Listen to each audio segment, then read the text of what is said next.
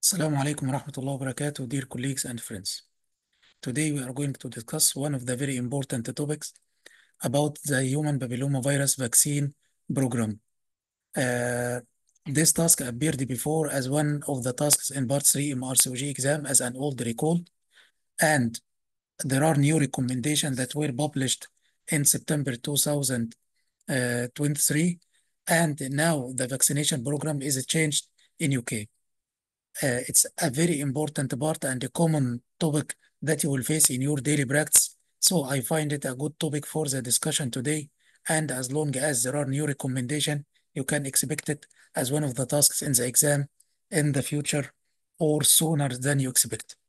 So this task, when it appeared before, it was a simulated patient task to assess the applied clinical knowledge, the patient safety, and the communication. Communication here will be with one of the members of the family, not the patient herself. So you will be acting the role of an ST5 in the gynecology clinic, and you are going to see Mrs. John. Her daughter Sansa is turning 13 years old. Mrs. Jones, she received a letter from Sansa's school asking her to sign the consent to involve her daughter in the vaccination campaign for human papillomavirus. She is here today in the clinic to know more information about the vaccine, and you are going to see her in the next 10 minutes to discuss with her her concerns regarding the vaccine. So, as any task, simulated patient task, you will start by introduction, confirming your identity, introducing yourself by name and role, and confirming her identity also, and asking her how you can help her today. So she is here today because her daughter is turning 13, and she received a letter from the school asking for her consent to involve her daughter in the vaccination campaign. And she doesn't have enough information, and she thought it may be useful to come and speak to one of the doctors before making her mind regarding the vaccine. So, uh, point of a rapport and confirmation of the aim of the consultation. The daughter is turning 13, so please wish the daughter a happy birthday and many happy returns of the day. These points, if there is a lay examiner, it will be very important, and it will break the ice between you and the role player. So also appraise that the mother is here today asking for the vaccine for the benefit of her daughter. These points will make a difference in the communication. Then ask the patient if she has any other concerns or expectation. The role player will give you the agenda. She will tell you that she needs the benefits, the risks of her daughter taking the vaccine, how many times she will receive the injection, and what is the safety profile of the vaccine for her daughter. So you will have a clear agenda from the role player. Even if you don't have it, these are the points that you need to speak about in the task. Put your agenda, ask few questions here as long as there is no information gathering, but asking the next questions will be very important to be applied in the safety and in the clinical knowledge domain. So what are the points that you need to know in brief about the daughter? You need to ask if she started her menarche or no. The scenario, yes, she started.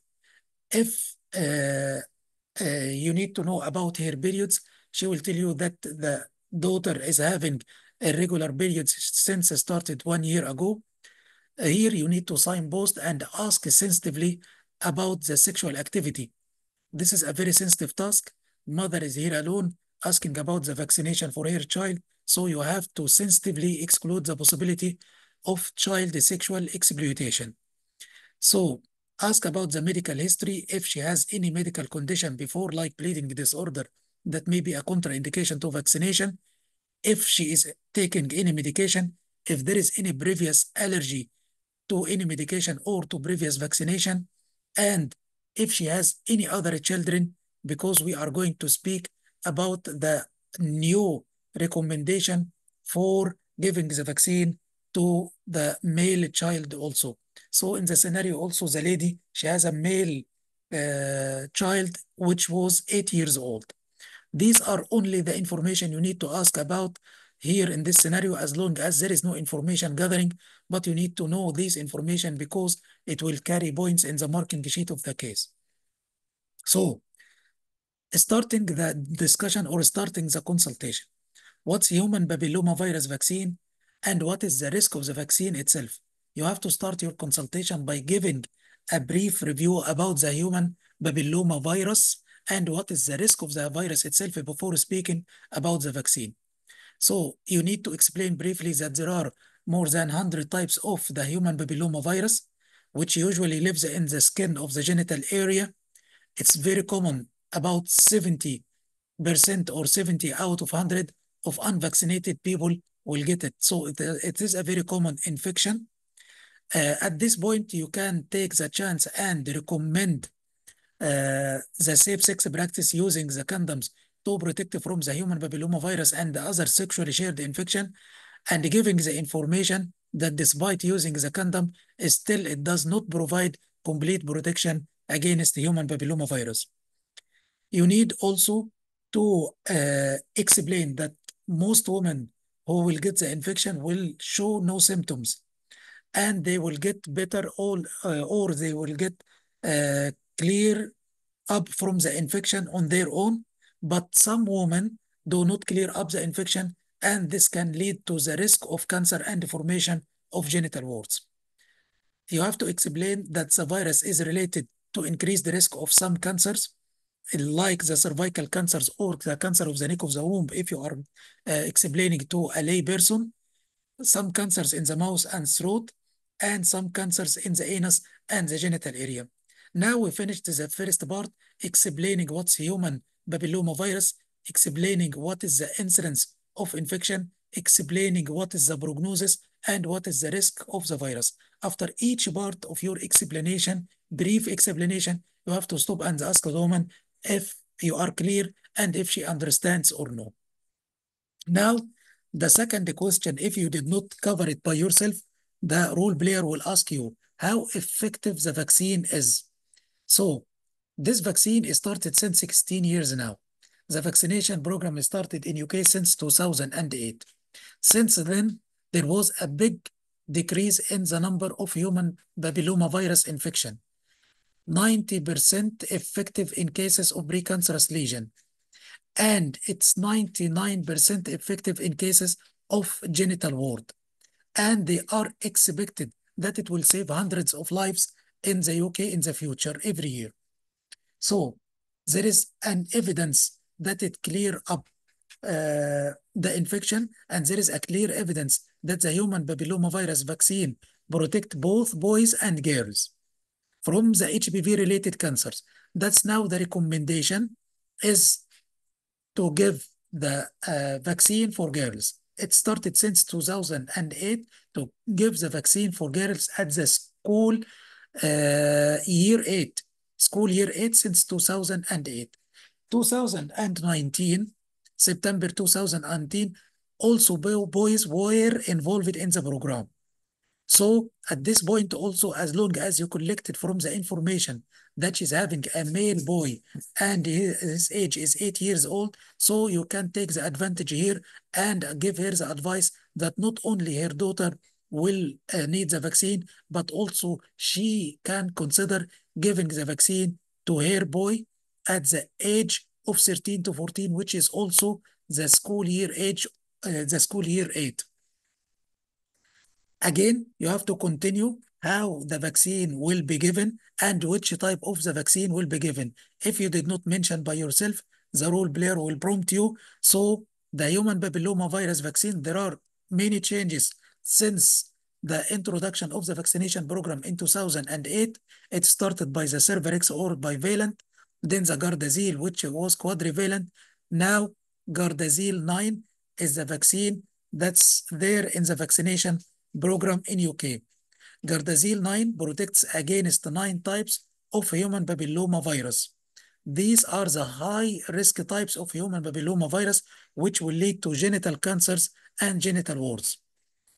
It gives the best protection when it's given before the age of sexual activity or before starting the sexual activity, but it's still effective even if it is given after starting the sexual activity. The Gardasil 9 will be given as an injection in the upper arm. Now, only one dose will be given and the girl or the boy will be protected. So it started at 3 doses, then reduced to 2 doses. Then the recent recommendation is to give Gardasil 9 as a single dose.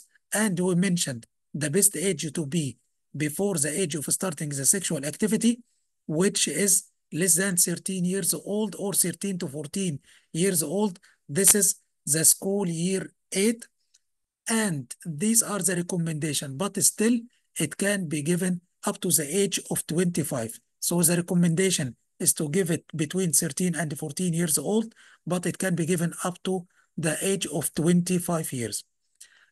Explain more.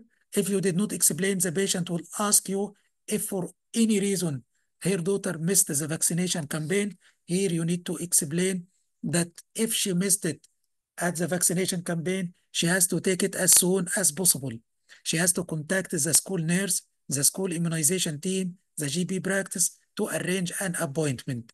She will remain eligible to receive the vaccine until the age of 25. And after the age of 25, she is still eligible to take the vaccine, but here instead of 1 dose, she will receive 2 doses, not only 1 dose. So again, to summarize, the current vaccine that will be given is Gardasil 9. It will protect from 9 types of human papillomavirus vaccine. The best protection if the child receives the vaccine before starting the sexual activity, so the recommended age is between 13 and 14 years old or the school year 8. Still, the child will be eligible to receive the vaccine till the age of 25. But after 25, still the person can receive the vaccine, but instead of 1 dose, it will be 2 doses after the age of 25. Now, one of the concerns of the mother is the safety of the vaccine and if it has any side effect. So in general, this is a very safe vaccine.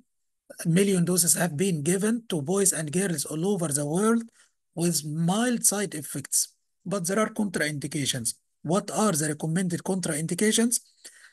Gardasil 9 should not be given to any of those who have had any confirmed anaphylaxis to previous dose of the vaccine. If they received any previous doses of the vaccine and they have confirmed anaphylaxis, or if they have confirmed anaphylaxis of any constituent of the vaccine. So these are the contraindications. So what could be the side effects? As we mentioned, it is a very safe vaccine, but there are mild side effects. The serious side effects are extremely rare.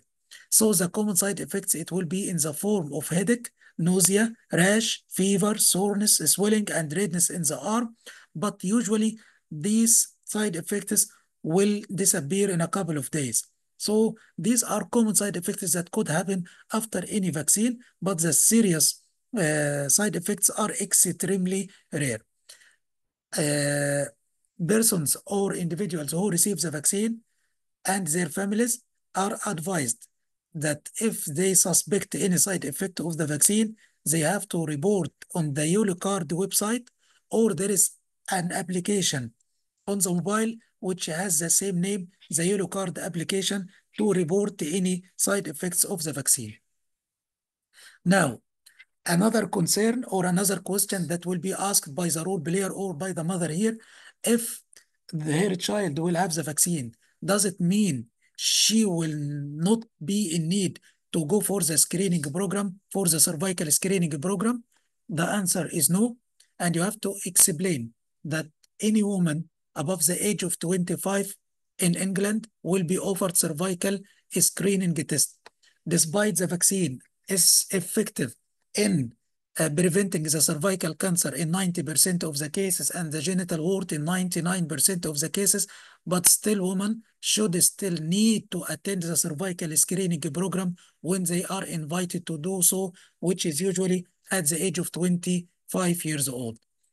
So currently, the human papillomavirus vaccine has no screening program, and the human papillomavirus has no screening program, and the human papillomavirus vaccine does not protect against other sexually shared infection like chlamydia and gonorrhea. So it is an advantage now, or it is a suitable time to, again, if you did not mention it before about practicing safe sex, it's time to mention as advice regarding safe sex practice using the condom, even if she received the vaccine, even if she has any other ways of contraception, still practicing safe sex is very important advice here.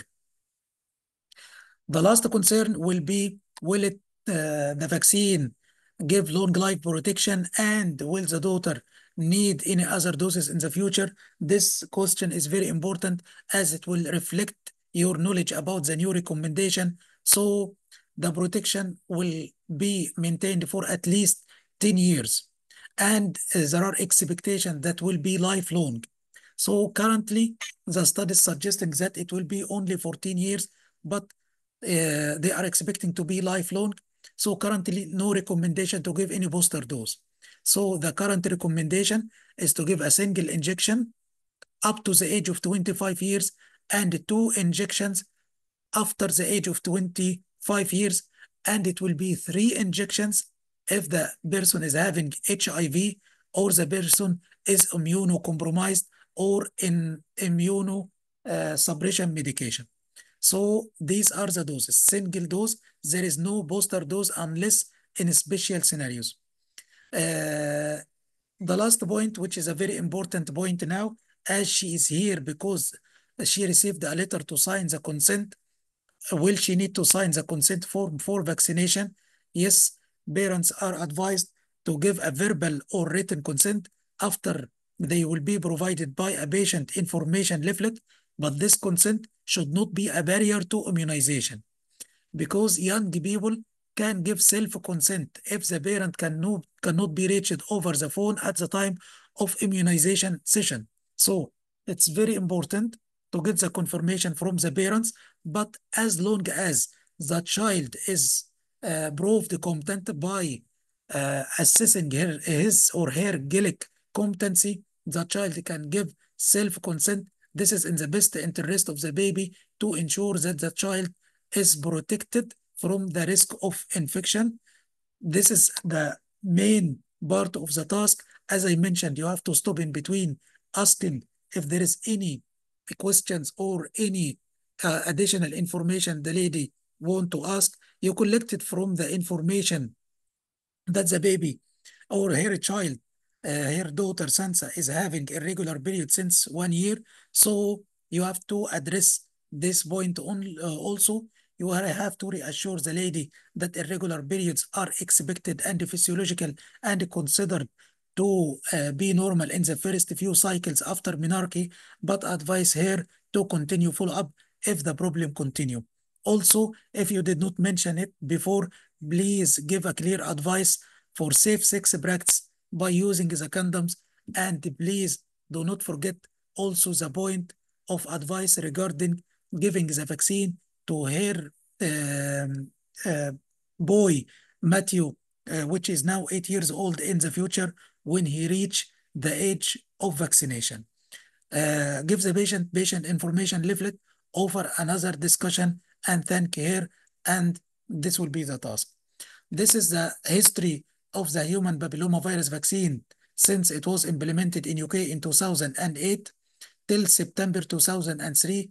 I don't want to overload your mind by unnecessary information now, but quickly you need to know that the vaccine started at 2008. They started with a bivalent vaccine, which was the Cervarix, and it was given at the same age. It was given in 3 doses. If the child did not receive it at the age of 13, she still can have catch-up program between 13 and 18 years old. In September 2012, they changed the Cervarix to the Gardasil 4. Gardasil 4 was protecting against the most high-risk types of human papillomavirus, which was 6, 11, 16, and 18. In September 2014, they reduced the 3 doses into 2 dose schedule. In 2018, they extended the vaccination program to gays, bisexual, and men who are having sex with men up to the age of 45 years old. In September 2019, they started giving the vaccines to boys also. In April 2022, they give as they applied the two dose for everyone. In July 2022, they started using the Gardasil 9, and Gardasil 9 will protect against the four high-risk cases, 6, 11, 16, and 18, and they added 31, 33, 45, 52, and 58. Definitely, you don't have to remember all these numbers. The last recommendation, which is a recent recommendation, the vaccine schedule now changed into only one dose that will be given to the routine adolescent program, and for gays, bisexual, and men who are having sex with men, they are eligible to take the vaccine up to the age of 25 in a single dose, but after the age of 25, they will receive the vaccine in two doses. So again, an important topic for the discussion, and important new information for everyone to know what is the new schedule.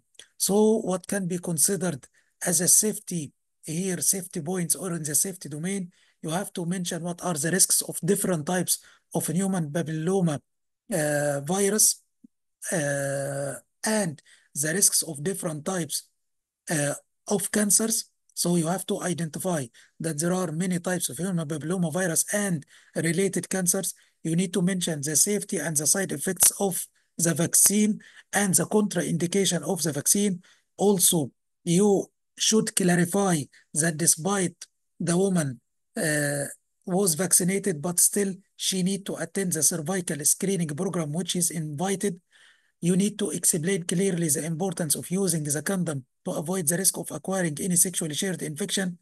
And you need to explain the importance of the verbal or written consent, and explain that the consent can be uh, taken from the child after ensuring his Gaelic competency. So these are the points of safety in the task, in the communication, proper introduction, and clear identification of the aim of the consultation.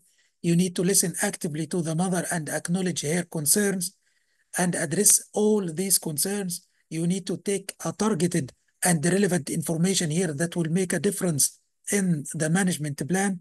You need to signpost and asking sensitively about the sexual activity to exclude any form of child sexual exploitation, because there may be hidden agenda in the task. You need to advise vaccination of the male child. You need to reassure her and give her advice regarding the follow-up of the irregular periods. And finally, give her a patient information leaflet and offer her another appointment. In the clinical knowledge, you need to have give a brief information about the human papilloma virus vaccine and the natural course of infection, what are the risks and what are the prognosis of infection. And you need to explain that the vaccine will not provide complete protection from all types of human papilloma virus, despite that there is cross reaction. You need to mention the vaccine effectiveness in prevention of genital cancers and warts.